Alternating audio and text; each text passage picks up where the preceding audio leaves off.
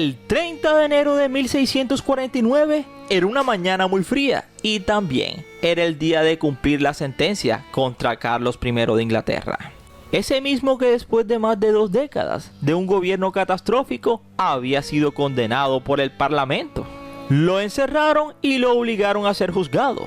Durante el juicio siempre negó a responder cualquier acusación, ya que afirmaba que ningún tribunal podía impugnar su derecho divino como rey, y se mantuvo firme y se llevó su convicción al otro mundo. La mañana de aquel 30 de enero era una mañana demasiado ventosa. Para prepararse para su destino, Carlos le pidió a sus asistentes que le prepararan 2 camisas para colocárselas por encima una después de otra. Sabía que tenía escalofríos y no quería estar temblando mientras subía al andamio. No quería que la multitud de espectadores asumiera que tenía miedo a la hora de perecer. Ya saben, el honor de un rey. En sus momentos finales, pronunció un acalorado discurso sobre todo lo que habían hecho sobre él. Era todo ilegal, y como solo había gobernado teniendo en cuenta los mejores intereses para su pueblo. Sin embargo, el discurso fue en vano, porque simplemente nadie lo oyó. Oliver Cromwell había ordenado que muchas filas de guardias se interpusieran entre el patíbulo y la multitud. Así que Carlos estaba tan lejos que nadie de los espectadores escuchó una palabra de lo que dijo. Finalmente Carlos se enfrentaba a su destino con valentía. Finalmente, en la mitad del patíbulo, Carlos I fue muy valiente. Se agachó y se fue de este mundo. Así perecía Carlos I. E inmediatamente Oliver Cromwell asumió el cargo de Lord Protector de Inglaterra. Así que durante los siguientes 11 años Inglaterra no tuvo rey, hasta que el mismísimo Oliver Cromwell le rogó al hijo de Carlos I, Carlos II, que regresara para que fuera rey. Así que suponemos que la gente en Inglaterra no sabía lo que tenía hasta que lo perdió. Así que si tú alguna vez has querido ser parte de la historia, agradece que así como estás bendecido, porque lo que pasa con las personas que hacen historia es que de vez en cuando terminan mal. Entonces, si esperas que tu nombre termine impreso en un libro de historia, así que es importante que sepas algunos de los finales más oscuros de la historia.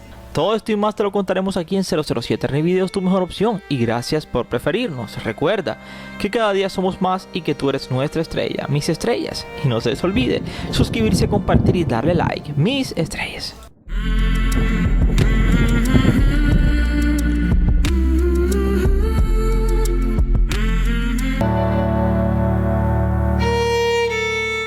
Eduardo VII era el bisabuelo de la reina Isabel II de Inglaterra y tenía uno de los muebles más infames de la historia, el siège d'amour, la silla del amor, hecha con la mejor madera y tapicería.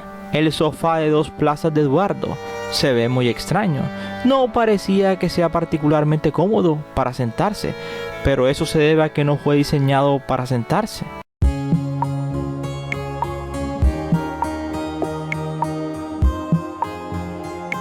Sí, esto es exactamente lo que estás pensando. Eduardo VII tenía una silla íntima para dormir con mujeres.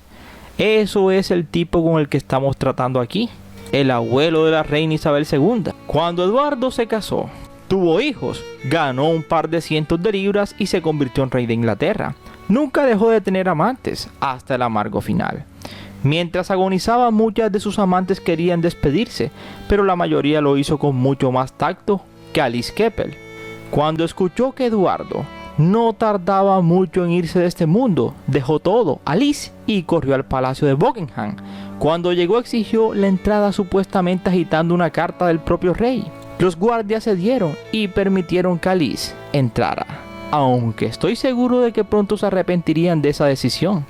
Alexandra de Dinamarca, que era la reina en ese momento, manejaba el final de su marido con dignidad y gracia, mientras que Alice Keppel no tanto. Completamente incapaz de controlarse, Alice montó tal escena que incluso la infinitamente paciente Alejandra se cansó. La reina murmuró: "Llévense a esa mujer", y sus guardias escoltaron a Alice hasta la salida. Esta era la famosa silla del amor. Después de años de permanecer oculta, salió en un documental de la BBC, Siècle d'Amour. Eran los aspectos oscuros del príncipe de Gales, Eduardo VII. Era asiduo del Chabanais, centros nocturnos más reputados de París, del París victoriano. Así que estamos en la década de 1880, aunque en esa casa de la tolerancia la palabra burdel no consideraba demasiado ofensiva y perversa. Y era que no solamente los placeres de Eduardo VII eran aciagos, vivió una vida de lujo, visitando los lugares de moda en París. Era fiel visitante del Café de Anglais y del Moulin Rouge, lógicamente, para excepción de sus padres puritanos, la reina Victoria y el rey Alberto. Así que el placer por las mujeres le dieron a Eduardo VII el apodo de Eduardo el Acariciador. Cuando se casaba con Alejandra de Dinamarca o Alejandra de Dinamarca en 1863, simplemente lo hizo para ocultar las apariencias. Su propio padre lo veía como un depravado y él siguió teniendo amantes, entre las que se cita a la actriz Lily Lagritte, a la condesa Daisy Burkitt o a Jenny Churchill, la bisabuela de Camilla Parker Bowler. Esa misma era a quien se refería Lucía Santa Cruz cuando presentó a Carlos y a Camila, diciendo: oye, Carlos, ¿sabías que la abuela de ella fue la amante de tu abuelo? Y ahí empezó todo. Así que la silla del amor, allí sentó a la abuela de Camilla Parker, a Jenny Churchill. Así que esa silla fue una fabricación especial para él, que le permitiera ejercer las labores amatorias. Hecha por Sourier, un fabricante de muebles francés, con el único objetivo de que el corpulento y en ciernes rey británico no se viera impedido de las artes amatorias y de tal menester. Y es que era pesado. Su cintura medía 122 centímetros.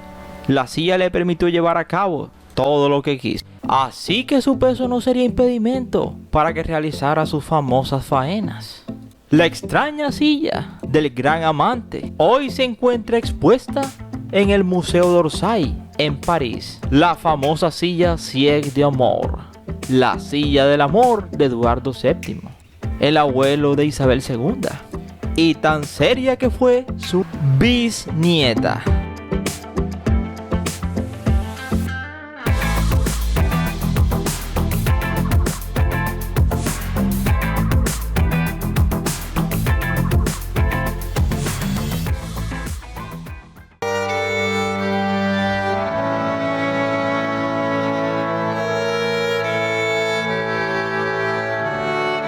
María, reina de Escocia, nació siendo una monarca y pereció como tal también. Aunque en un momento parecía que podría gobernar Escocia e Inglaterra, el destino tenía otros planes en mente. Terminó pasando décadas en cautiverio antes de que un tribunal inglés le declarara culpable de conspiración para acabar con otra reina, la reina Isabel I. Así que el 8 de febrero de 1587, Mary, ¿a dónde estaba el castigador? Así cuando estaba entonces María en el patíbulo, el castigador le suplicó perdón por lo que iba a hacer. Entonces María de Escocia inmediatamente le respondió también de la misma manera: los perdono de todo corazón, porque ahora espero que pongan fin a todos los problemas. Extendió sus brazos y dijo: en tus manos, oh Señor, encomiendo mi espíritu. Hasta ahí todo parecía muy digno. Lamentablemente sus siguientes momentos estuvieron llenos de indignidad. Cuando el castigador finalmente terminó su trabajo y extinguió a María y gritó: Dios salva a la reina, para que la multitud lo presenciara. Pero hasta en el peor momento hay lealtad y luego hay lealtad. El pequeño terrier maltés de Mary, que según los informes se escondió debajo de las faldas de su reina durante su extinción. No fue hasta que Mary se hubo ido por completo que el perro se escapó. Solo que no fue muy lejos. Según los informes, el pobre perrito se acostó al lado de Mary y suspiró por ella mucho después de que ella se había ido. No tenía ni siquiera 45 años cuando expiró Mary, María de Escocia. Y ese fue el final de María Estuardo, o simplemente María I de Escocia.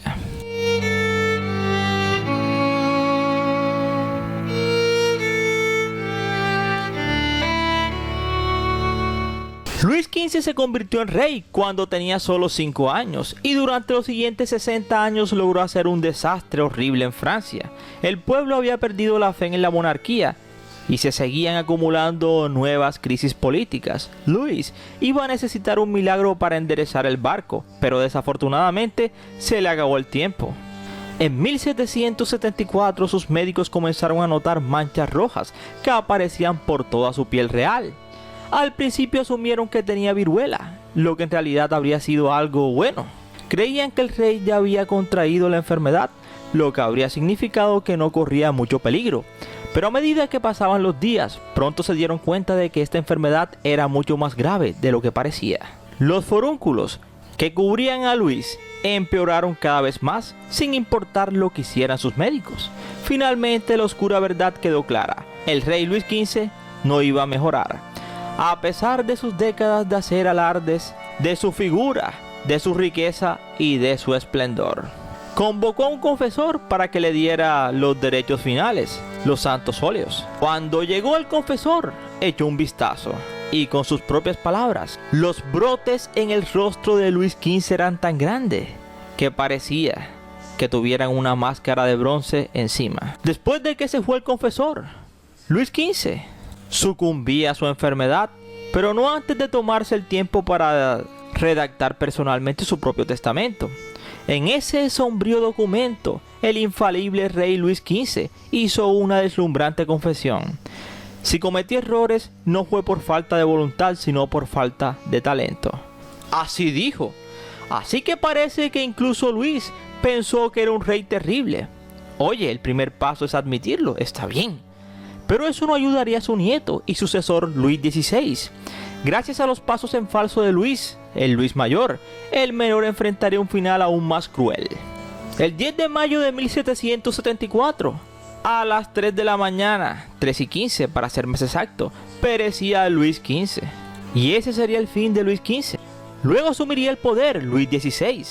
Eso no impidió que el pueblo de la Revolución Francesa asaltara el palacio de Luis XVI, lo tomara cautivo y simplemente lo mandara al cadalso, por supuestamente traicionar a Francia. Desde el mismo momento en que se convirtió en rey, Luis XVI quería una sola cosa: que su pueblo lo amara, incluso cuando estaban a minutos de quitarlo del camino. Así que ya condenado al cadalso y ya subiendo al andamio, Luis perdonó a todos los que habían votado en su contra, declaró su inocencia y rezó para que Francia tuviera la paz. Si su vida era la causante, él estaba dispuesto a eso. Parecía dispuesto a decir más, pero un general lo interrumpió ordenando un redoble de tambores. ¡Extíngalo!, ordenó. Con él había terminado la monarquía francesa, pero para la familia de Luis la pesadilla apenas comenzaba. Después de su perecimiento, María Antonieta se convirtió en la viuda Capeto. Aunque ella y Luis nunca habían tenido un buen matrimonio, la pesadilla compartida de sus últimos años finalmente los había unido. Sin Luis, ella se sumiría en un gran luto. Tenía la esperanza de que de alguna manera el último hijo que les quedaba, Luis Carlos, pudiera reclamar el trono y continuar con la monarquía francesa. No se dio cuenta de que sus enemigos usarían a su propio hijo en su contra de la manera más cruel posible. Pasaron las semanas y también las esperanzas de escapar de María Antonieta. Una vez que los revolucionarios acabaron con Luis XVI, algunos realistas intentaron sacarla de prisión, pero todos estos complots simplemente fracasaron. María Antonieta enfrentaría su juicio. ¡Oh! ¿Cuán lejos puede caer una reina? La gente de Francia nunca había amado a María Antonieta, y su odio solo se hizo más apasionado con los años. En el momento de la Revolución Francesa, se convirtió quizá en la persona más odiada de toda Francia, incluso más que Luis. Así que si el legado de Luis XVI estaba completamente condenado, su hijo, ahora Luis XVII, o Luis Carlos, todavía ofrecía alguna esperanza de que los realistas pudieran restaurar la monarquía. Pero los revolucionarios no estaban tan convencidos. Ellos simplemente tenían otra idea. Se llevaron al niño de las manos de su madre y lo trataron de convertir en un joven revolucionario. ¿Qué mejor manera de destruir la monarquía para siempre que hacer que el legítimo heredero al trono se convierta en un revolucionario? Entonces se llevarían al pequeño Luis XVII de los lados de su madre. Durante un tiempo María Antonieta había tratado de ver a su hijo, hasta que al fin lo consiguió, pero no sería de la mejor manera. Cuando estaba en el tribunal, el mismo tribunal hizo varias acusaciones en su contra, pero la afirmación más impactante fue la última. Estando en pleno juicio, apareció Luis XVII, el hijo de María Antonieta, y cuando ella pensaba que la iba a salvar, este la acusó. Los radicales habían entrenado al pobre chico para que lo dijera, que su madre era una mujer impúdica, aunque eso no le importaba mucho al tribunal, que dijera con cuántos tipos había estado en la cama María Antonieta. De todas formas ya lo odiaban. Así que cuando ni siquiera había comenzado el juicio, el tribunal ya la había declarado culpable sin ningún juicio a María Antonieta. No había ni modo de salvarse. Sin embargo, aún ella no esperaba lo que venía después. En el peor de los casos, esperaba cadena perpetua. Al menos eso le dio tiempo para esperar que los vientos cambien y pudiera terminar libre en algún momento. En esta fotografía se puede ver a una María Antonieta vestida de blanco, brillante, resplandeciente, y al lado una multitud gritando arengas en contra de ella. Caminaba al lado de un fraile y los soldados revolucionarios simplemente la escoltaban. ¡Liberté! ¡Liberté!, gritaba el pueblo. Finalmente, su destino final llegaría el 16 de octubre de 1793, y a diferencia de Luis, no pronunció ningún discurso. Sus últimas palabras fueron una educada disculpa al castigador, después de que accidentalmente le pisara el pie. Entonces quedaría Luis XVII como la última esperanza de los monárquicos, pero su destino fue el más inquietante de todos. Finalmente no sería así.